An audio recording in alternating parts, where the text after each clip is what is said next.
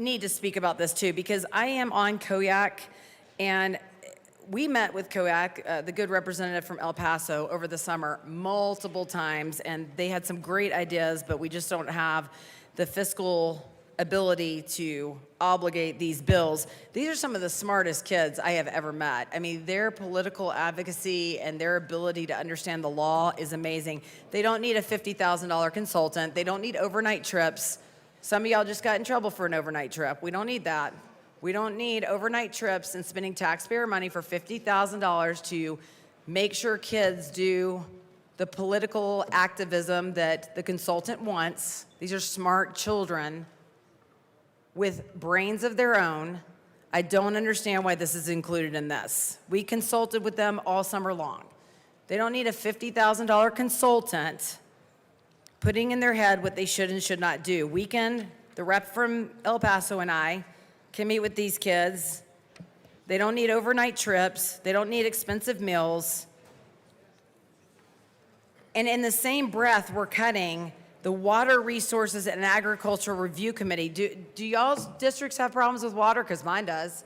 My districts have significant issues with water. It's the one thing I hear when I'm out campaigning. What are we doing about water? Well, we're going to get rid of the Water Resources and Ag Review Committee, which seems insane to me. For $50,000 that COYAC gets, we could add back probably 3 or 4 of these committees into here. I'd love to know why we're going to let a consultant get $50,000 in a fiscal budget year of $1.6 billion in debt, while we're gonna let someone come in and keep these kids under the umbrella when we need Water Resources and an Ag Review Committee. I don't understand it. I don't know why we keep spending money like children with a blank debit card. This one needs to be cut, or at least, if you want to keep the committee, at least cut the $50,000 that comes with it. So let's talk about the other ones. The American Indian Affairs Interim Committee. I don't know that the Ute tribe is going to be big happy with that. They come here every day or every year after the State of the State, the Southern Ute and the Ute tribes, to talk about this. The Colorado Health Insurance Exchange Oversight Committee. We're running a lot of these carriers out of town. That should probably stay on there. Legislative Inside Advisory Council Review Committee. Legislative Oversight Committee concerning tax policy.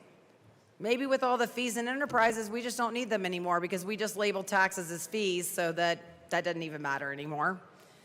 Legislative Oversight Committee concerning the treatment of persons with behavioral health disorders in the criminal and juvenile justice systems. Why is that being taken off on the chopping block?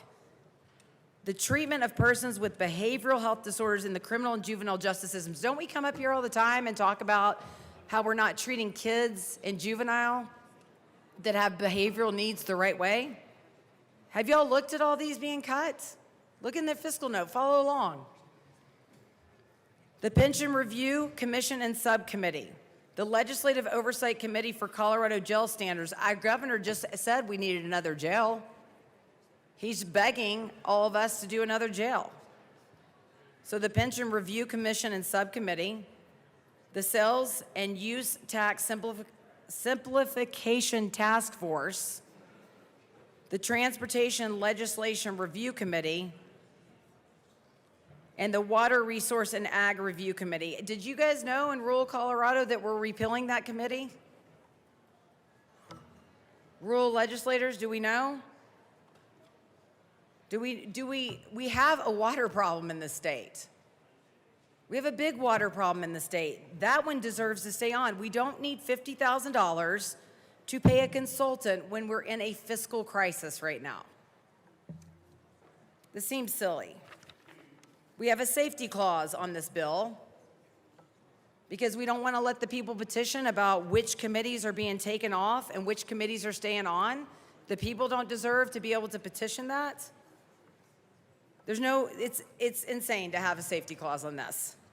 But you guys need to look over this and see what you're in agreement with that's getting chopped and what stays on. Because $50,000 in a fiscal year that we're having right now is a lot of money. And I don't know why we keep allowing things like that to continue to go through.